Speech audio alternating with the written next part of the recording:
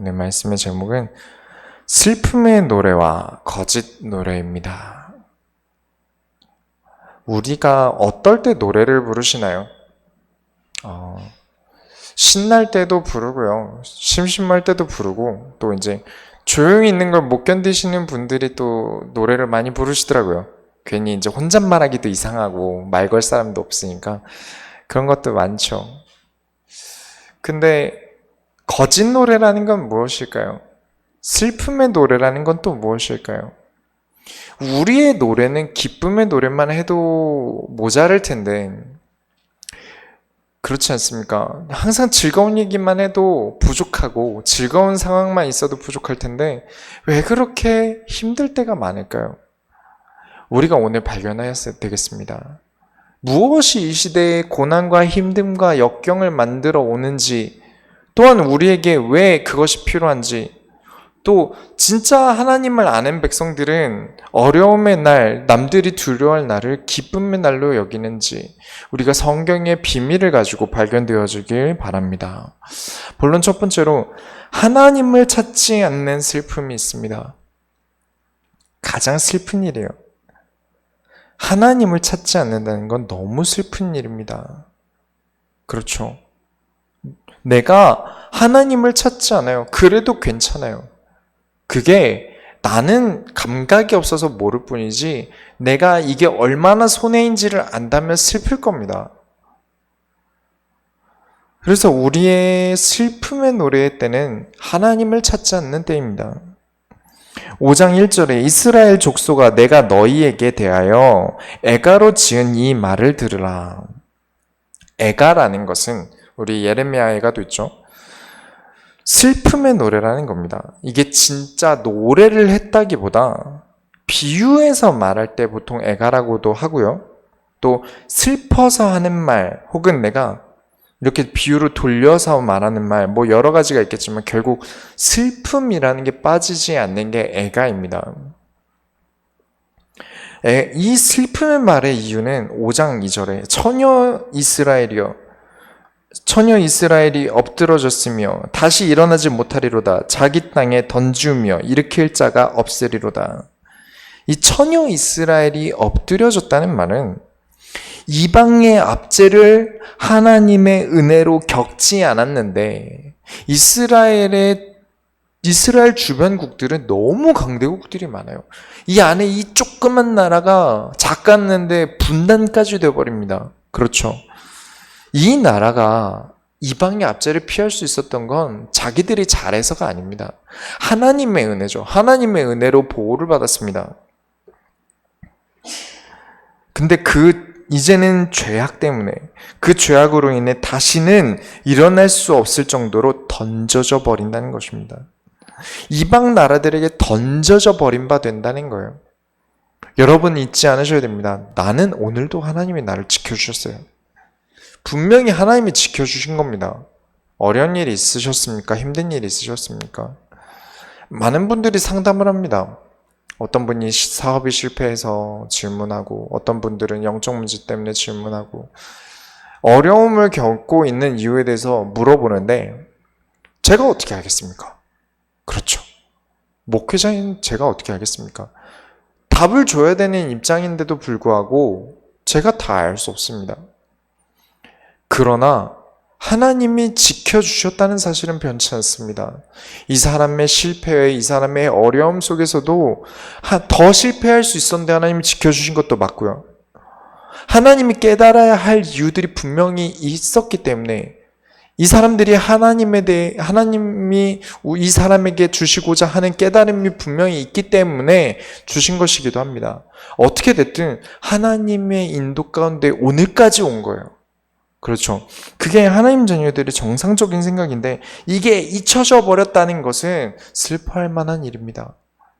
세상에 나밖에 안 남은 거예요. 인간끼리 도울 수 있을 거라고 생각하십니까? 아닙니다. 인간은 답이 없는 존재예요. 인간에게 기대봤자 허무함밖에 남지 않습니다. 인간은 하나님께 기대는 존재예요. 그렇죠. 하나님께 기대는 존재가 하나님 없다 해버리고 하나님께 기대야 되는 존재가 하나님의 보호하심을 깨닫지 못하면 외로워지는 겁니다. 혼자밖에 남지 않는 거예요. 하나님과 나 둘밖에 없었는데 이제 하나님도 없는 거죠. 선지자들을 하나님이 보내셔서 북이스라엘에 대한 예언, 완전 이스라엘의 멸망에 대한 예언들이 수도 없이 나왔습니다. 하나님이 아모스 한 명만 보내서 말씀을 주신 게 아니라 그렇지 않고도 많은 선지자들을 통해서 얘기를 하셨습니다. 그러나 우리가 지난주 아모스 4장에서 보셨던 것처럼 하나님의 집이라는 뜻을 가진 베델 안에서 송아지로 우상 숭배를 하고 있습니다. 복음을 말하면서 뒤로는 온갖 죄악으로 살아가는 모습을 아무리 선지자들을 하나님이 보내셔서 말리셨는데도 그들은 듣질 않습니다. 5장 3절에 주 여호와께서 이와 같이 말씀하시되 이스라엘 중에서 1000명이 행군에 나가던 성읍에는 100명만 남겠고 100명이 행군에 나가던 성읍에는 10명만 남으리라 하셨느니라. 100명이 이제 행군하던 성읍은 작은 성읍이에요. 그 나라 내에서, 이스라엘 내에서 굉장히 작은 성읍입니다. 변두리에 있는 시골이나 100명 정도 이제 행군하는 성읍인 거죠. 나라라는 개념은 크지 않습니까? 우리나라 작은 것 같은데 세계 지도를 보면 작은데 여기서 부산까지 가는데도 5시간이 걸려요. 차를 타고 가면. 빨리 가면 4시간 정도 걸리죠. 그 정도로 걸립니다. 이 이스라엘의 범죄의 가장 큰 책임은 수도에 있겠죠. 베델에 있습니다. 그럼 당시 교통편이 좋았던 것도 아니고 인터넷이 되는 것도 아니고 전화가 되는 것도 아니기 때문에 시골에서는 수도의 상황을 알 길이 없어요. 시골에서는 그 작은 성읍들은 수도에서 무슨 죄를 짓고 무슨 잘못을 하는지 알 수가 없습니다. 그런 정치적인 상황을 알 길이 없어요. 그런데 왜 이 작은 성읍까지 재앙을 입어야 합니까? 억울하겠지 않겠습니까? 아무것도 몰랐다가 위에서 정치인들 뭐 하는지도 모르고 시골에서 농사 짓고 있는데 갑자기 하나님이 재앙을 가져오신다는 거죠. 그 이유는 우리가 지난주 4장에 나오는 소돔과 고모라와 같은 이유입니다. 그 작은 성읍이라도 의인이 있다면 하나님이 그 사람 쓰실 거 아닙니까? 그 나라에 그 작은 100명 단위의 성읍, 100명이 행군하는 그 성읍 안에 한 명이라도 의인이 있다면 그 사람 쓰실 것 아닙니까? 아무리 시골이라고 하더라도 그리스도를 통하여 이 시대에 도전하는 사람이 있다면 하나님 그 사람 쓰실 겁니다. 그런데 나오질 않아요. 없다고는 말할 수 없습니다. 왜냐? 선지자를 보내셨어요. 그 중에 그 작은 곳에서 하나님이 선지자를 선택하셨어요. 하나님을 사랑하는 누군가가 있었다는 거죠. 그런데 그 선지자들을 보낼 때 그 작은 성읍들이 이 선지자에게 힘을 실어주지 않아요. 한 명만 믿는 겁니다. 나 살기 바쁘고 뭘 그렇게까지 그러냐? 굳이 수도에게 시비 걸어서 우리 성읍이 피해 볼 일 있냐? 세상 아직 살만한데 무슨 일도 일어나지 않았는데 왜 그러냐? 수도 일이지 그게 우리 일이냐? 하면서 아무도 선지자들의 힘이 되어주지 않아요. 선지자들이 일어나서 하나님의 말씀을 수도에 전달하러 갈 때 후원해주고 밀어주지 않고 모른 척합니다. 왜냐? 위험해지니까요. 수도는 그만큼 힘이 세니까요. 그래서 슬픈 겁니다. 이 시대에 말을 하고 있는 자들이 무시를 당했어요. 선지자들이 압제를 당했고 말하지 말라, 명령하지 말라는 말을 듣습니다. 그게 아모스서 아니었습니까?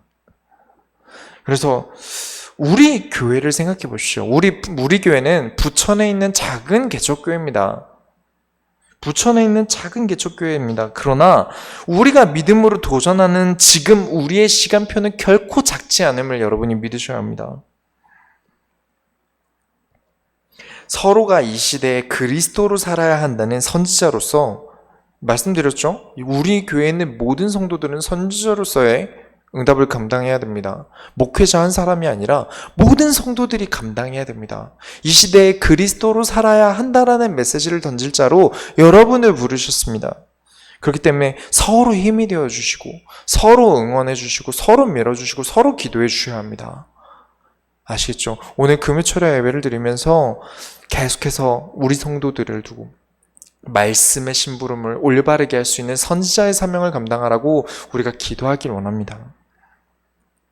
두 번째로, 너희는 나를 찾으라 그리하면 살리라 하셨습니다. 5장 4절에 여호와께서 이스라엘 족속에게 이와 같이 말씀하시기를 너희는 나를 찾으라 그리하면 살리라.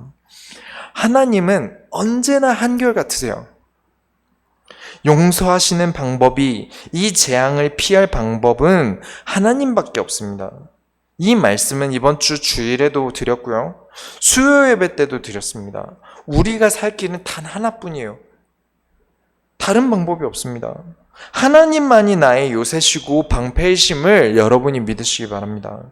5장 5절에 베델을 찾지 말며 길갈로 들어가지 말며 브엘세바로도 나아가지 말라. 길갈은 반드시 사로잡히겠고 베델은 비참하게 될 것임이라 하셨나니. 베델은 이제 더 이상 하나님의 집이 아닙니다. 우상 숭배하는 도시가 되어버렸어요. 전에 한번 말씀드렸지만 북이스라엘의 정체성은 출애굽한 민족이라는 정체성이 있습니다. 유다는 다윗의 왕조, 다윗의 혈통이라는 정체성이 있어요. 그렇죠? 그런데 북이스라엘은 왕권을 가지고 있는 정체성이 없었기 때문에 우리는 출애굽한 민족으로서의 정체성이 있는 민족이다 라면서 요셉이 가장 중요한 역할을 창세기 마지막 말미에 하지 않았습니까?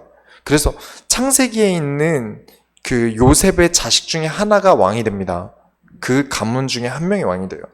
그게 에브라임 민족이죠. 그래서 굉장히 중요해진 게 이 길갈이라는 곳이 되게 중요합니다.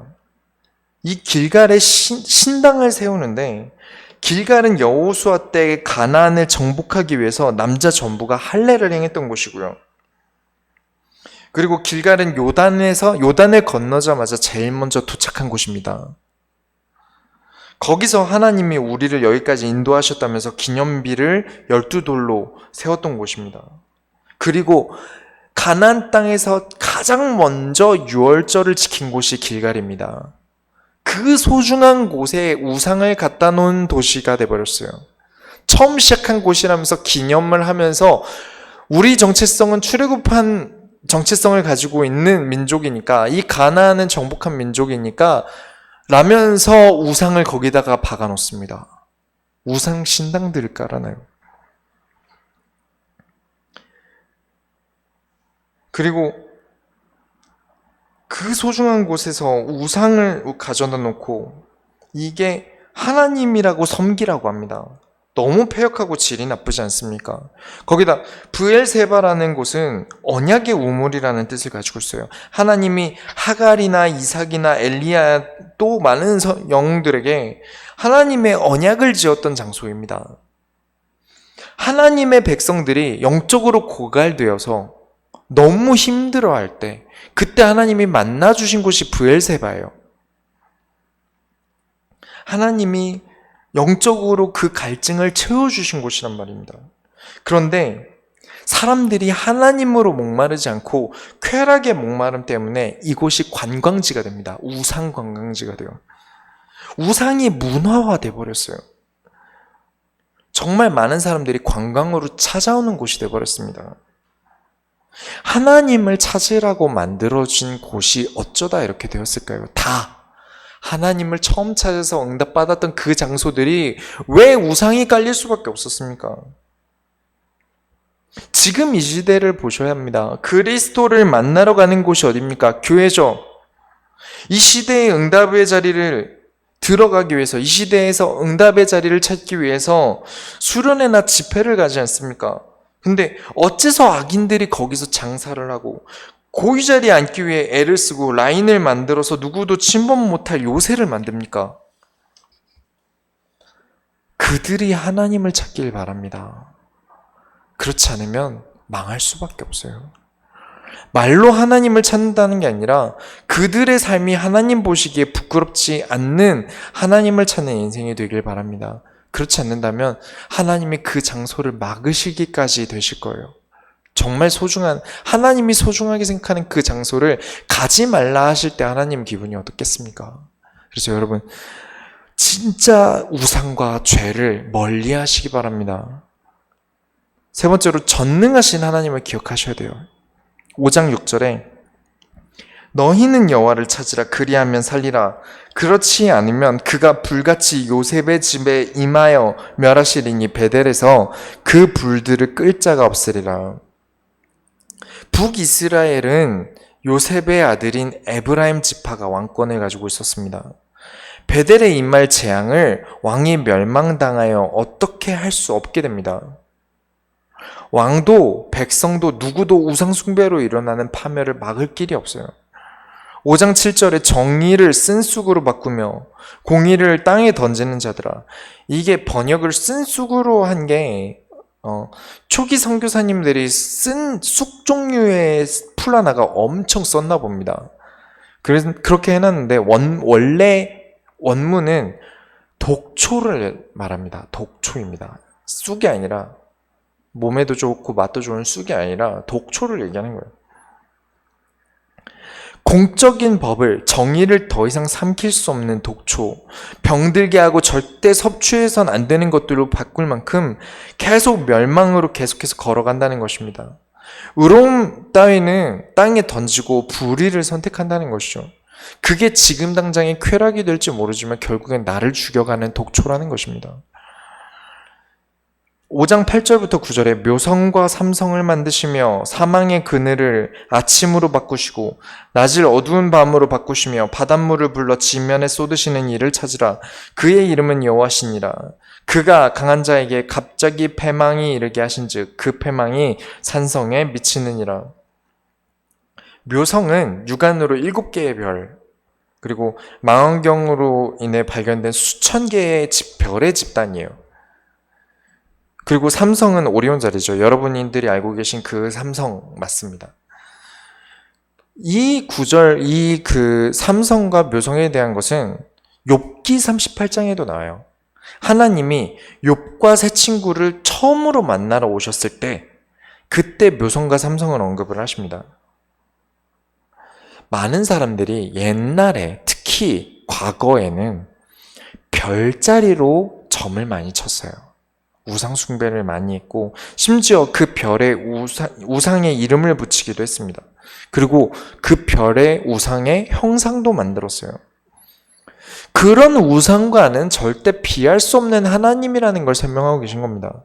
하나님이라는 증거로 하늘의 별을 두고 자신의 권위를 보이시고 계신 거예요.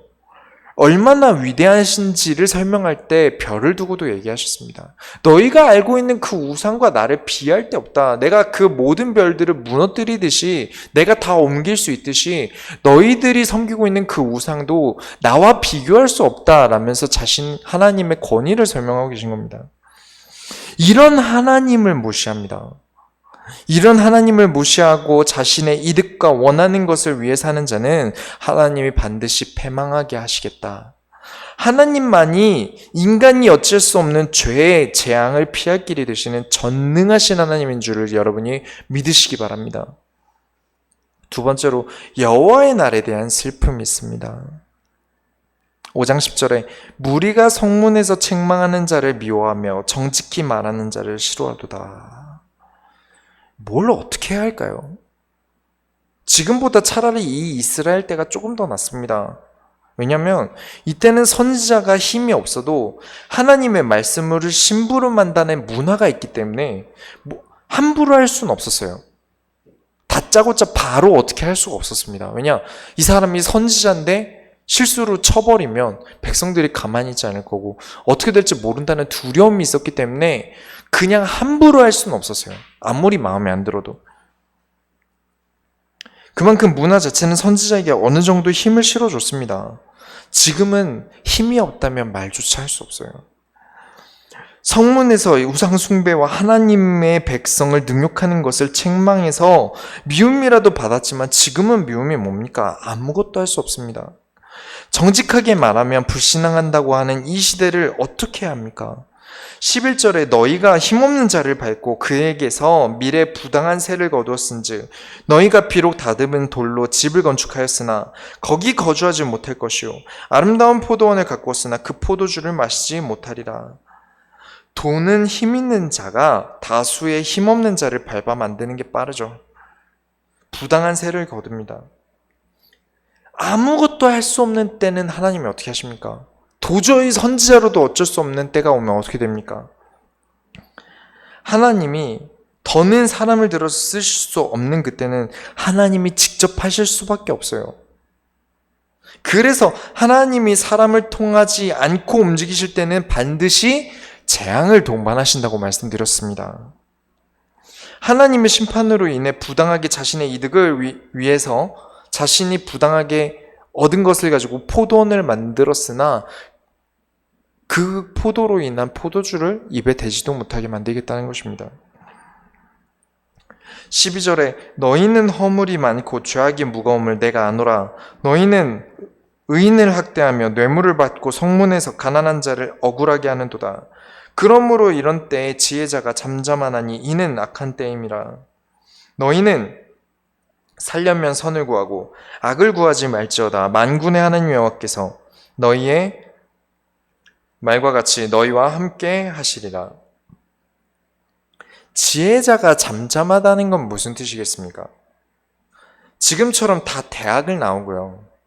다 딱히 공부를 안 해도 책을 볼 수도 있고 인터넷을 통해도 배울 수 있는 배움 매장이 많았던 때가 아닙니다. 소수의 돈 많은 사람들이 공부를 시킬 수 있었어요. 수업이나 공부가 모든 사람에게 열려있던 게 아니었습니다. 정치도 당연히 가문 위주로 움직이게 되는 이유가 그거예요. 어느 가문 사람이 될 수밖에 없는 이유가 당연히 못 배운 사람들은 정치를 할 수가 없으니까요. 그렇죠. 그런데 이 소수의 가진 사람들 중에 지혜자들이 잠잠합니다. 왜냐? 악한 때라서 손해를 보기 때문에 아무리 내가 맞는 말을 무엇이 맞는지 공부를 하고 많이 배워서 알아도 말을 할 수가 없어요. 감정대로 행동하면 손해가 커진다는 것을 알기 때문에 특히 조용합니다. 대부분 엘리트들이 그렇죠. 그들에게 부탁하는 것입니다. 선을 구하라는 것입니다. 하나님이 보고 계시고 함께 하시니까 선을 말할 때 하나님이 너희와 함께 하실 것이다 라는 것입니다. 그리고 두 번째로 여호와께서 혹시 남은 자를 불쌍히 여기시리라 하셨습니다. 5장 15절에 너희는 악을 미워하고 선을 사랑하며 성문에서 정의를 세울지어다. 만군의 하나님 여호와께서 혹시 요셉의 남은 자를 불쌍히 여기시리라. 요셉의 남은 자라고 한다면 북이스라엘 왕조겠죠. 에브라임 지파가 왕 한 사람만은 아니지 않겠습니까? 그 중에서도 하나님을 섬기는 남은 자들이 있을 것입니다. 선을 사랑한다면 하나님이 불쌍히 여기시겠다고 하나님의 여지를 지금도 이런 말 같지도 않은 짓을 하는 이 사람들을 제 맘 같아서는 바로 멸망시키고 싶겠으나 하나님은 그래도 여지를 주세요. 16절부터 18절에 그러므로 주 만군의 하나님 여호와께서 이와 같이 말씀하시기를 사람이 모든 광장에서 울겠고 모든 거리에서 슬프도다 슬프도다 하겠으며 농부를 불러다가 애곡하게 하며 울음꾼을 불러다가 울게 할 것이며 모든 포도원에서 울리니 이는 내가 너희 가운데로 지나갈 것임이라 여호와의 말씀이니라. 화 있을진저 여호와의 날을 사모하는 자여 너희가 어찌하여 여호와의 날을 사모하느냐. 그 날은 어둠이요 빛이 아니라. 이 언약으로 사는 자의 여호와의 날과 그렇지 않은 자의 여호와의 날은 다릅니다. 아무나 다 여호와의 날을 기다렸어요. 이때 상황들이 하나님이 우리를 부강시켜줄 송아지를 여호와 하나님이라고 섬기면서 되게 좋은 날이 오길 바랬어요. 이 나라가 부강해지는 것을 바랬죠. 모두가 그렇지 않습니까? 홍콩에서 시위를 하는 이유도 그 나라가 잘 되길 바라는 사람들이 시위를 하고 있는 것이고요. 우리도 우리나라가 잘 되길 바라고 있지 않습니까? 우리나라 경제가 좀 더 나아지길 바라고요. 그런데 진짜 여호와의 날은 그런 날이 아니라는 겁니다. 진짜 언약을 가진 사람의 여호와의 날은 기쁘겠지만 언약을 갖지 않고 복음을 제대로 누리지 않는 자의 여호와의 날은 절대 좋은 날이 아닙니다. 저는 요즘에 밤이 좋습니다. 낮보다는 밤이 좋아요.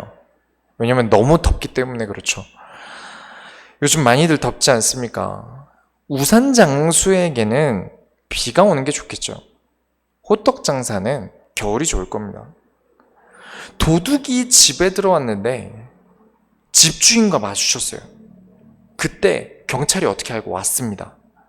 그렇다면 범죄자는 경찰이 오는 게 싫겠죠. 그리고 집주인은 경찰이 오는 게 기쁠 겁니다. 하나님의 심판의 날을 선함을 따라가던 사람에게 기쁨이 될 것이고 악을 따라가고 죄를 따라가던 사람에게는 슬픔이 되는 것입니다. 하나님이 심판을 하러 오시는 여호와의 날을 제발 종말의 날로 연결시키지 않으셨으면 좋겠어요. 하나님은 어제도 심판하셨고 오늘도 심판하셨습니다. 무슨 말이냐면 구원은 그리스도께서 인간을 하나님 앞에 데리고 가서 구원 얻도록 심판대 앞에 세우는 일 아닙니까? 너는 죄 없다 땅땅땅. 그렇죠? 사망에서 생명으로 옮겼느니라 땅땅땅. 그렇죠. 구원은 날마다 그런 것입니다. 22절까지 는 전부 지금 설명드린 것과 같은 내용입니다. 선함을 따라가지 않는 사망 권세를 사는 자들에게는 여호와의 날이 어두움인 줄 믿습니다. 그렇기 때문에 그들에게 거짓 노래를 멈추랍니다.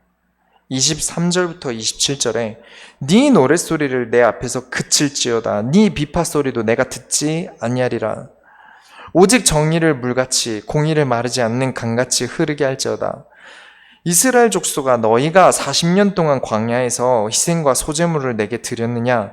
너희가 너희 왕 식굿과 기운과 너희 우상들과 너희가 너희를 위하여 만든 신들의 별 형상을 지고 가리라. 내가 너희를 다메섹 밖으로 사로잡혀 가게 하리라. 그의 이름이 만군의 여호와, 만군의 하나님이라 불리우는 여호와께서 말씀하셨느니라. 하나님이 듣지 않겠다는 노래가 사람이 사람에게 사랑 고백하는 그런 노래를 얘기하는 게 아니겠죠. 하나님께 하는 거짓 노래를 말합니다. 진짜 마음이 담긴 노래가 아니에요. 진짜 찬양이 아닌 것이죠. 삶이 개판을 치며 찬송하는 것도 하나님을 굉장히 무시하는 행동입니다. 정의가 말랐고 공의가 말라버리게 해놓고 하나님을 찬양하는 건 의미 문제가 아니라 하나님을 무시하는 거예요. 우리가 진짜 친한 친구라고 말하면서 뒤에서 내 욕을 하고 다니는 사람을 보면 기분이 어떻겠습니까? 막 앞에서는 우린 진짜 친구야, 우리 우정 영원하자 이러고 뒤에 가서 계속 내 욕을 하고 다녀요. 정말 나쁜 짓이죠. 많은 사람들이 신앙생활을 그렇게 합니다. 하나님이 싫다는 것만 그렇게 해놓고 교회 와서는 아무렇지 않은 표정으로 있어요. 하나님은 40년 동안 사람이 도무지 지날 수 없는 광야에서 인도하셨습니다. 하나님이 보호하셨어요. 하나님이 지켜주셨습니다. 희생제물과 곡식의 소제물을 하나님께 드렸어요. 어떻게 이동했습니까? 성막과 언약궤 중심으로 움직였습니다. 그런데 이 식굿이라는 것은 우상의 천막을 말하는 겁니다. 기운이라는 것은 상을 말하는 거예요. 대부분 신상을 만들었거나 왕의 형상을 만들어 놨겠죠. 거기다가 별자리에 신의 이름을 붙여서 그 신의 모형까지 만들었습니다. 들고 가기에는 얼마나 무겁겠습니까? 그런데 그 무거운 짐을 지고 다메섹 밖으로 사로잡혀 가게 하시겠다는 것입니다. 그대로 북이스라엘은 멸망을 당해서 아수르에 다 끌려가게 됩니다. 결론을 내리겠습니다. 제가 노래를 가르칠 때 꼭 해주는 말이 있어요. 레슨 받고 연습 안 해오는 건 이미 티가 난다. 목소리를 어떻게 숨겨보려고 합니다. 연습해온 티를 내려고 하지만 몸이 달라요. 일주일 동안 운동을 한 몸이랑 운동 하나도 안 한 몸이 다르듯이 발성도 똑같거든요. 노래도 똑같습니다. 내가 그리스도로 살지 않은 것은 티가 납니다. 내가 그리스도로 살지 않아놓고 하는 말은 거짓 노래입니다. 그것 때문에 오는 문제들은 슬픔의 노래가 될 것입니다. 많은 사람들이 속기도 합니다. 그리스도로 살지 않는데 하는 말들에 많은 사람들이 속아요. 그런 사람들이 있지 않습니까? 왜냐하면 아무리 미필이 군대도 안 갔다 왔는데 군대 다녀온 척 하면서 막 군대 얘기를 하면 군대 안 갔다 온 사람들은 우와 이러면서 속습니다. 그렇죠. 그런데 군대를 갔다 온 사람들은 이 사람 미필이네. 아, 군대 안 갔다 왔네. 이렇게 되지 않겠습니까? 아무리 베델이라고 이름을 지어놓는다 한들 그 안에서 우상 숭배하는 건 티가 납니다. 그런데 생각보다 속는 사람들이 많습니다. 그 이유는 그리스도로 사는 사람을 본 적도 없고 어떻게 사는지 배운 적도 없기 때문입니다. 대부분 사람들이 어떻게 그리스도로 사는지 모르기 때문에 그리스도로 살지 않는 사람들이 말하는 것에 속는 것입니다. 아, 저게 복음 가진 사람은 저렇게 되는구나. 아, 내가 저렇게 살아봐야지. 전혀 답도 없는데 복음이면 되겠지. 복음이면 바뀔 거야. 믿으면 된다 그랬어. 분명 그러면 된다고 했어. 아니라고 하면, 의심된다고 하면 그건 믿음이 없고 불신앙이라고 하지 않습니까? 그래서 그런 말조차 할 수 없게 되고 하루 이틀 지날수록 사상이 되고 세뇌가 됩니다. 그렇게 되면 어떻게 되죠? 분위기 신앙이 됩니다. 신앙에 합류하게 돼요. 분위기에 합류해서 뭐가 바른지 그른지 구분도 못하고 살아가게 됩니다. 그걸 신앙이라고 말하게 됩니다. 우상 숭배를 그 높은 사람들이 우상이라고 갖다놓은 걸 하나님이라고 하면 다 가서 그게 하나님인 줄 믿게 되는 겁니다. 진짜 하나님을 섬기지 않아요. 그 결과는 오늘 아모스서에서 보신 그대로입니다. 거짓 노래를 멈춰야 됩니다. 내 삶이 거짓말하지 않도록 나는 그리스도로 살아가야 합니다. 잊지 않으시기 바랍니다. 우리가 이 시대의 본이 되어야 합니다.